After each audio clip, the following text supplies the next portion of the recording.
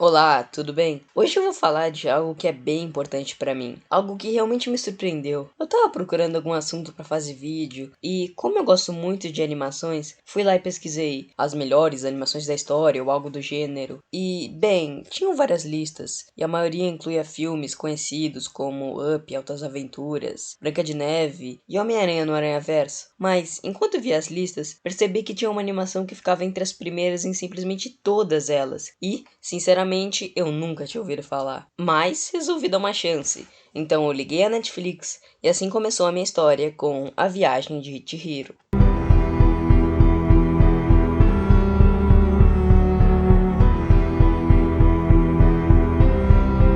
Antes de eu falar sobre esse filme, só queria avisar que esse vídeo contém a maior quantidade possível de spoilers dele. Ok, aviso dado, eu vou dar pra vocês um resuminho do filme e qual é a minha opinião sobre ele. A animação começa com uma menina chamada Chihiro andando de carro com seus pais, indo se mudar para uma nova casa. O pai pega um atalho atravessando uma rua toda quebrada, até que, legal, ao invés de chegar na casa, eles se deparam com um túnel. A menina fica com medo de entrar, mas os pais, mostrando como são responsáveis, falam que ou ela esperava no carro ou ia com eles até um túnel escuro.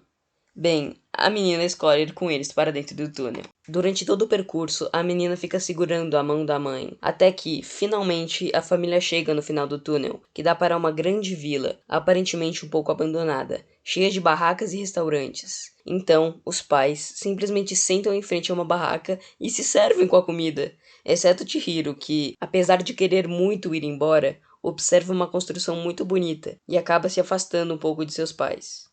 Nisso, quando ela tá se aproximando de uma ponte, de repente aparece um menino que fala pra ela ir embora antes que escurecesse. E, como queria mesmo ir embora e ficou ainda mais assustada com o que aquele menino tinha dito, ela vai até a barraca de seus pais que. Calma. Hã? Viraram porcos? O quê? Calma, é um desenho infantil, com certeza isso deve ser a encarnação boazinha da Peppa Pig. Oh não, o que é isso? Aparece um homem e bate nos porcos com uma espátula? Não, tudo bem, tô calmo. Não, tô assustado, não. Tô calmo, tudo tranquilo. Depois disso, a menina sai correndo e começa a aparecer um monte de, espíritos pela vila. Ok, depois dessa transformação dos pais dela, eu tô achando que isso é até normal. Ela sai correndo, mas vê que o caminho de volta tá coberto de água. E agora, o que acontece? Bem, resumindo, a menina começa a desaparecer, enquanto aparece um navio colorido que chega até onde a menina tá, e dele começam a sair vários bichos bizarros, e sinceramente, eu não sei como descrever eles. Olha isso! Tirem suas próprias conclusões. Ok, o menino que estava na ponte aparece novamente e dá uma comida pra ela, falando que isso vai evitar o seu desaparecimento. Depois ele começa a correr super rápido pela vila, puxando a menina, até chegar naquela ponte de antes. E adivinha quem tá lá? Sim, isso mesmo, os nossos queridos amiguinhos do barco. O passarinho gigante, o papel higiênico que tem cabeça e braços, e esse bicho demoníaco que eu nem sei como descrever. Tá, o menino fala pra Chihiro segurar a respiração enquanto passa pela ponte. Caso contrário, os bichos vão ver ela. No finalzinho da ponte aparece um sapo que fala com o menino, chamando ele de Mestre Ha. Muito legal, sapinho. Tu vai matar a menina de asfixia. Legal demais. Obviamente, Chihiro não aguenta e volta a respirar. Então o menino, que aparentemente se chama Hako, faz mais uma speedrun e se esconde nos arbustinhos. Lá ele fala o que ela precisa fazer e, estranhamente, refere-se a ela pelo nome, Chihiro, e fala que a conhece desde pequena, mesmo sem ela lembrar dele. Guarda essa informação que é importante. Depois ele vai embora falar com os homens-sapo. Ela segue as instruções de Hako, indo até um lugar que... Peraí, calma, o que é isso? Um sapo fumando. Calma. Um segundinho, deixa eu ver a classificação indicativa e. Oh meu Deus, 18! Livre para todos os públicos. Ok, vamos seguir. Chihiro chega até um lugar em que tem um homem de 6 braços controlando os temperos e girando uma manivela, controlando milhares de poeirinhas ambulantes que carregam pedras e jogam dentro de um poço de lava? Tá, eu desisto. Pronto, nunca vou entender isso. Não dá. Ponto final. Ai. Continuando, a menina pergunta se ele é o Kamaji e pede para ele um emprego, seguindo as instruções de Hako. Pois, segundo ele, caso ela tivesse um emprego, nenhum daqueles bichos poderia machucar ela. Aí, o Kamaji recusa, então ela fica lá e atrapalha todo o trabalho das poeirinhas. O que resulta em uma cena até que engraçada, se você desconsiderar que essas poeirinhas são escravas que não aguentam mais trabalhar. E tudo isso tá em um filme infantil. Completando esse ciclo de maneira excelente, a menina começa a se auto-escravizar? Tá, acho que podemos chamar assim. E quando as poeirinhas veem isso, não dá outra. Os bichos começam a ficar louco, se aproximando da menina pra ela fazer o trabalho deles. Por sorte, antes disso virar um caos, aparece uma nova personagem chamada Lin, que decreta um horário de folga e, na hora de alimentar as poeirinhas, ela vê Chihiro. E, estranhamente, ela se surpreende com o fato dela ser uma humana, mesmo com ela aparentemente também sendo. Olha, sei lá, esse desenho tá tão bizarro que eu não ficaria chocado caso ela fosse um daqueles sapos gigantes. Bem, o Kamaji fala que Chihiro é sua neta e pergunta se Lin não pode levá-la até Yubaba. Ok, aqui percebemos duas coisas. Primeira, o Kamaji quer ajudar ela, ou pelo menos não quer matá-la. Por quê? Não sei, mas se ele fosse um inimigo, não iria protegê-la falando que ela é sua neta. Segunda coisa, ao que tudo indica, essa tal de Yubaba é a chefe do local. Ok, até agora isso são apenas suposições. Vamos seguir. Chihiro deixa seus sapatos com as poeirinhas e segue Lin, que pega um elevador para subir até os aposentos dessa tal de Yubaba. Mas, durante o trajeto, Bob? Tá, vou chamar ele de Bob. Bem, o Bob segue as duas até o elevador, onde ele acaba impedindo a passagem de Lin, fazendo com que Chihiro tivesse de ir sozinha aos aposentos de Yubaba. Quando Chihiro chegar lá, a porta abre sozinha e calma. O que é isso que tá aparecendo aqui na minha tela? 3 cabeças ambulantes e uma velha, mas bem velha, com a cabeça do tamanho da menina inteira. Ok, essa deve ser Yubaba então, né? A menina pede um emprego pra ela e, como resultado disso, tem sua boca costurada. Tá, não foi literalmente costurada, mas a velha fez um gesto com a mão e fechou a boca dela, então é tipo isso mesmo. Aí, a Yubaba dá algumas informações importantes. Primeiro, aquele lugar era uma casa de banho para 8 milhões de espíritos. Nem me pergunte como cabem 8 milhões de espíritos ali, mas sinceramente eu não entendi se ela estava se referindo aos espíritos que a gente conhece, tipo fantasminha, ou se algum tipo de moeda, sei lá, porque faria muito mais sentido se fosse uma casa de banho de 8 milhões de dólares. Bem, mas isso não importa tanto. A segunda informação é que os pais de Chihiro comeram a comida dos clientes da casa de banho, e, por isso, eles foram transformados em porcos, ou seja, como a menina não comeu, ela não virou um porco. Tá, depois de eu esclarecer essas informações, vamos prosseguir. Bem, Chihiro continua insistindo por um emprego, então a velha sai voando e, na hora que ela tava metendo uma baita bronca na menina, começa um choro e todos os móveis caem no chão. Aí parece que tem alguma espécie de monstro no quarto ao lado, mas o filme não mostra pra gente. Então, a velha promete um emprego a Chihiro, contanto que ela parasse de gritar. Aí ela dá um contrato para Chihiro, que assina rapidamente. Depois disso, Yubaba pega o contrato novamente e manipula a assinatura do contrato, mudando o nome de Chihiro para Sen. Então, aparentemente, a velhinha fez uma mágica para que ela esquecesse do seu nome verdadeiro e passasse a se chamar Sen. De repente, Haku chega na sala e leva Sen para um outro local do prédio e escolhe Lin para ensiná-la. Assim cortamos para o dia seguinte, no qual Haku acorda Chihiro e avisa que ela deve ir até o chiqueiro com ele. Depois de um tempo, a caminho do chiqueiro para encontrar Haku, Chihiro se depara com esse bicho demoníaco e, quando atravessa a ponte e vira as costas para ver o bicho novamente, ele não estava mais dali. Ele desapareceu. Ok, né? Mais um dia normal. A menina segue até o chiqueiro, onde se encontra com Haku e vê seus pais, que estão na forma de porcos. E aí a gente vê a preocupação dela e de como ela tá se esforçando para salvar os pais. Ela vai com Haku para fora e ele lhe dá um cartão para lembrar-lhe do seu verdadeiro nome, Chihiro, e explica que Yubaba rouba os nomes dos outros para dominá-los. Ele fala que ele mesmo não se lembra de seu nome verdadeiro, apesar dele ter conseguido lembrar do nome de Chihiro. A cena acaba e vamos para a menina atravessando a ponte novamente para ir trabalhar. E olha só quem tá lá, ele mesmo, o bicho demoníaco que aparece brevemente e desaparece sem deixar rastros. Ok, isso foi estranho, mas fazer o que, né? Já tô acostumado. Bem, agora vemos que começou uma baita chuva e que todos estão na casa de banhos. E, enquanto Chihiro está fazendo uma tarefa, quem aparece ali de novo? Ele, o sem rosto. Eu vou chamar ele assim porque chamar de bicho demoníaco tá meio repetitivo e, como essa máscara cobre a cara dele, achei o nome apropriado. Ok, é o nome real dele, se é que podemos chamar isso de real, mas falar que foi eu que inventei me dá um ar de inteligência, então vamos deixar assim. Ok, a menina vê ele e deixa a porta aberta para ele entrar quando quiser. Realmente muito inteligente deixar esse bicho bizarro entrar na casa e matar todo mundo. Realmente bem sagaz. Continuando, Chihiro e Lin acabam pegando a tarefa de limpar a banheira grande. E, para fazer isso, Chihiro vai pegar um cartão, deixando claro aqui que cada banho custa um cartão. Bem, ela vai pegar um para fazer um banho de ervas, na intenção de limpar a banheira mais rápido. E adivinha quem dá o cartão para ela? Sem comentários. Aí a menina põe o cartão pra iniciar o banho de ervas e... Aff, que saco. É o bicho de novo, sem rosto tá lá. Ui, que medo. Ele vai lá e... Calma, pera. Ele oferece vários cartões pra ela e começa a falar... enquanto mexe os braços com os cartões. Chihiro, surpreendentemente, recusa a oferta, então o sem rosto desaparece e todos os cartões caem no chão. No meio disso, aparece uma gosma gigante querendo se hospedar na casa. E o Baba, em um ato muito gentil, faz com que Chihiro o atenda. Ela começa uma tentativa desesperada para pôr o cartão do banho, porque a gosma está inundando o local. No fim, ela consegue ativar o cartão, mas cai na banheira e... Bem, a gosma ajuda ela a sair da sujeira, pois ela estava atolada na lama. Depois que a gosma salva ela, ela percebe algo como um espinho preso nela. Então pede ajuda de todos para removê-lo. E, após Yubaba invocar uma corda e todos puxarem, eles puxam uma bicicleta, uma geladeira, uma TV?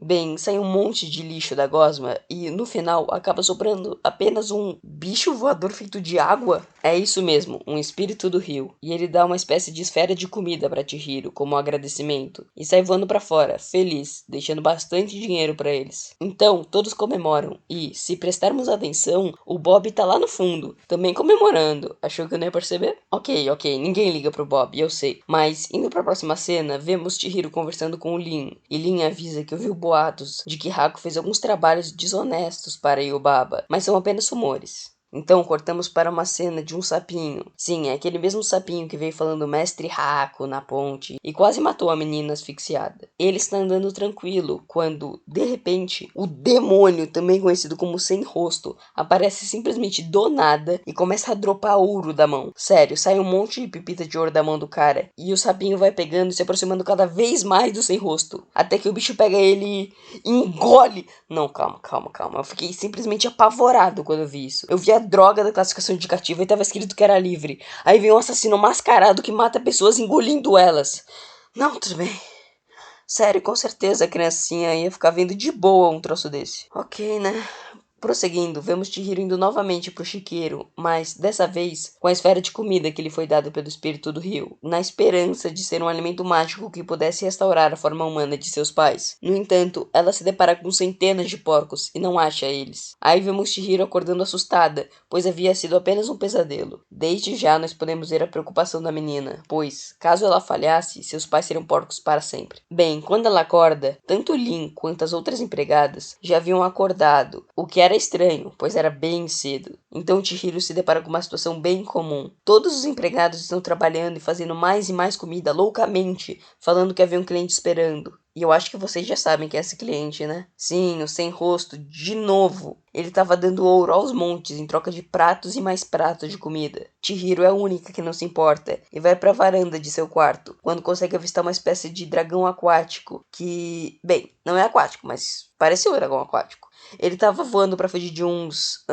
homenzinhos de papel. Ok, né? Por algum motivo, que deve ser óbvio, mas eu não prestei atenção o suficiente pra entender, Chihiro percebe que o dragão na verdade é Haku, só que em forma de dragão. Bem, o dragão, tentando escapar dos homenzinhos de papel, acaba se ferindo e o bicho começa a sangrar e eu sinceramente não tô nem um pouco afim de fazer aquela piada da classificação indicativa de novo. Então, prosseguindo, o dragão entra no quarto de Chihiro, enquanto a própria Chihiro fecha as janelas pros carinhas de papel não entrarem, mas falhando miseravelmente, deixando todos os papéis entrarem. Felizmente, eles rasgam logo em seguida, assim todos vão magicamente embora. Aí, Haku, ao invés de voltar à forma humana, sai voando como o dragão pro topo da casa, ou seja, os aposentos de Yubaba. Nesse momento, Chihiro começa a correr para alcançar o Haku, e não percebe que um papelzinho restou e grudou em sua roupa. De qualquer modo, a caminho do quarto de Yubaba, Chihiro se depara com uma espécie de cerimônia por Sem Rosto, pois todos o contemplam como o homem mais rico do mundo. A menina tenta passar no meio da multidão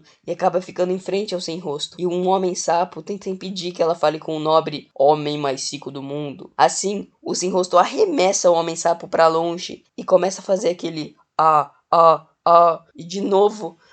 para com isso, já tá ficando bizarro, mano. O bicho vai lá e faz um monte de ouro pra entregar a Chihiro. E, assim como fez com os cartões de banho, ela recusa e sai correndo pra encontrar Hako. Aí, aquele mesmo homem-sapo que foi arremessado, mostrando como ele aprendeu a lição, afasta todas as outras pessoas sapo do sem rosto, que, feliz ou infelizmente, porque eu não tava mais aguentando esse sapo, engole ele. Assim como fez com os sapientiantes. E os outros bichos começam a correr loucamente. Cortando para Chihiro, podemos ver que ela está fazendo uma travessia pelo telhado, o que resulta em uma cena até que bem legal, dela atravessando um cano enquanto ele cai, até chegar em uma escada, que ela sobe e chega em uma espécie de quarto para crianças, digamos assim, com vários brinquedos. Chihiro descobre que esse local fica bem atrás dos aposentos de Yubaba, então ela consegue ouvir a conversa da velha com alguém pelo telefone. Ela diz que eles estão encrencados, pois o sem rosto estava lá, e que não era para fazer nada até ela chegar. E por fim fala, tire o Hako daqui, não preciso mais dele. Depois disso, Yubaba se dirige para onde Chihiro estava. Então, rapidamente, ela se esconde em meio às várias almofadas. Yubaba chega e tira algumas almofadas, mas, ao invés de descobrir a presença de Chihiro, ela simplesmente acha um bebê gigante. Ok, agora sabemos por que Yubaba pediu que Chihiro fizesse silêncio na hora de pedir um emprego. Ela tinha um bebê gigante. Tudo bem, já tô acostumado com essas bizarrices. Afinal, a gente tá falando de um filme que mostrou personagens como os Homens-Sapos, o Bob e até mesmo a própria Yubaba. Bom, ela acalma o bebê e vai embora, deixando ele sozinho com o Chihiro. Então, como qualquer bebê normal faria, ele agarra a menina e fala que não vai soltar até ela brincar com ele. O bebê até fala, se você não brincar comigo, eu vou chorar e a Yubaba vai vir. Vou quebrar seu bracinho. Isso me deixou apavorado, mas continuando, a menina mostra o sangue que tava na mão dela por causa dos ferimentos de Hako. Aí o bebê se assusta e, cara, a mulher mostrou sangue pro bebezinho. Mas tudo bem, porque é o bebezinho que quebra o braço dos caras, então dessa vez você tá perdoado. Chihiro sai correndo e encontra Hako, que ainda tá na forma de dragão, muito ferido no chão. O bebê segue ela e, na hora que vai dar tudo errado, aquele papelzinho que tinha grudado em Chihiro começa a levitar e, tchanan, o papelzinho na verdade era calma. A irmã gêmea de Yubaba, ah não, tava bom. Aí os caras vêm com esse negócio de tem uma irmã gêmea que é exatamente igual a ela. Mimimi. Tá, calma. Não é tão ruim assim. Até porque a irmã gêmea de Yubaba transforma o bebê em um rato, o passarinho ajudante de Yubaba em uma mosca e o bicho de 3 cabeças ela disfarça de bebê pra enganar Yubaba. Nesse momento, a irmã gêmea de Yubaba fala que Hako roubou um selo precioso de sua casa e fala que ele foi estúpido em se deixar seduzir pela magia de Yubaba, tentando ser um feiticeiro, mas virando um servo da velha. De repente, Hako acorda e investe contra a velha, caindo em um buraco junto com Chihiro, o rato e a mosca. Hako, com suas últimas forças, vai para a caldeira de Kamaji e cai, desmaiado. Chihiro, desesperada, pega aquela esfera de comida do espírito do rio e dá para Hako comer. Aí ele cospe o veneno que estava em seu corpo para fora. E sim, eu sei, não era bem veneno, e sim uma espécie de selo, mas funciona do mesmo jeito, então tá valendo. A diferença é que, segundo Kamaji, esse selo era da irmã de Yubaba, e era um selo da bruxa, muito precioso. No meio disso, Hako volta à forma humana e é tratado por Kamaji, que diz que, há muito tempo, quando Hako chegou lá, Kamaji recusou um emprego. Então Hako resolveu ser aprendiz de feiticeiro, recebendo ordens diretas de Yubaba. E isso é bem importante, pois nos revela que, na verdade,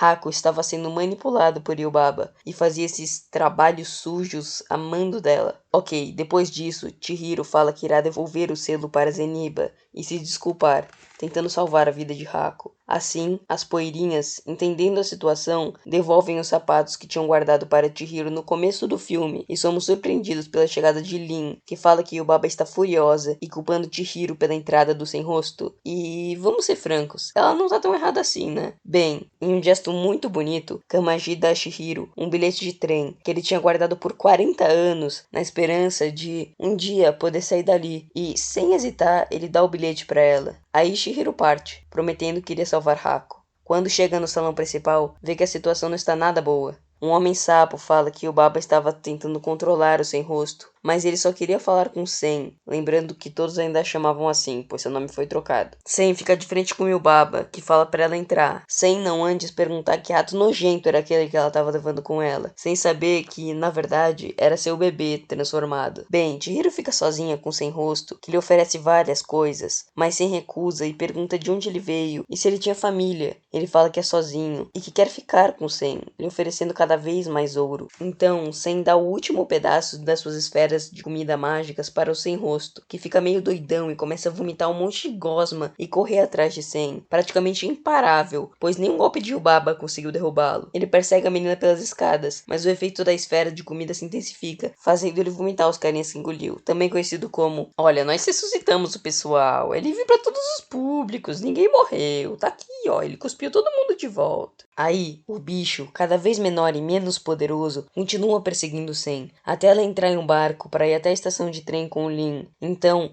enquanto flutuava pela água tentando persegui-las, ele vomita sua última vítima, o sapinho. Lin deixa a estação, que estava inundada por causa das chuvas, e, ao passar pelo Sem Rosto, ela fala que, caso ele faça algum mal a Sen, ela iria matá-lo, o que mostra a evolução da personagem. Sen espera na estação e, quando o trem chega, ela entra, mas Sem Rosto fica logo atrás. Então, Sen decide utilizar as duas passagens, uma para cada um, convidando o Sem Rosto para ir no trem com ela. Mas não era o Sem Rosto assassino que engoliu os outros. A esfera de comida tinha, aparentemente, o curado. Assim eles iniciam a viagem. Sem Rosto senta-se ao lado de Sen, e eles ficam lá, apenas olhando a paisagem, o céu azul após um dia de chuva, com pequenas casas ao longe. Cortamos rapidamente para uma cena de Yubaba reclamando de como Sen causou um baita prejuízo, e de como era uma covarde por fugir e abandonar os próprios pais. Nesse momento, Haku, que tinha conseguido se recuperar graças à ajuda de Kamaji, entra na sala e fala: será que você não percebeu que perdeu uma coisa muito preciosa?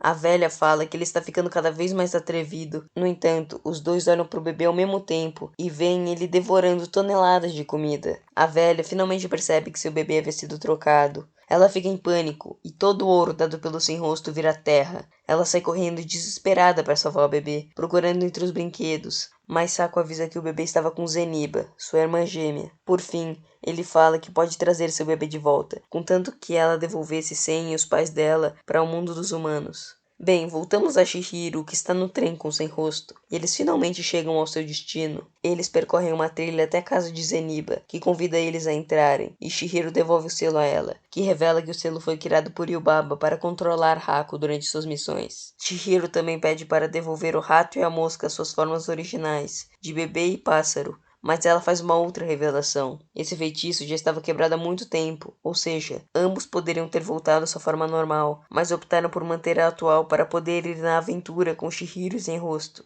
Então eles se recusam a voltar como eram antes. Enfim, eles vão tomar um chá e, durante a refeição, Zeniba fala que, infelizmente, não poderia ajudar os pais de Chihiro e nem Haku, mas Chihiro insiste, perguntando se ela não poderia dar alguma pista, já que, no fundo, ela sabia que conhecia Haku há muito tempo. Zeniba responde que, nesse caso, é mais fácil, pois nada que acontece é esquecido para sempre, mesmo que não consiga lembrar. Assim, eles passam a noite na casa de Zeniba, com o Sem Rosto ajudando ela a costurar, o que é uma cena emocionante, pois, desde o início do filme, era um personagem misterioso e melancólico, mas, pela primeira vez, ele parecia estar se divertindo ao lado de Zeniba. No entanto, Chihiro fala que eles devem ir embora, pois, a qualquer momento, eles poderiam comer sua mãe e seu pai. Então, Zeniba lhe dá um laço para amarrar o cabelo, que, segundo a velha, iria protegê-la. Bem quando eles estão indo embora, alguém bate à porta.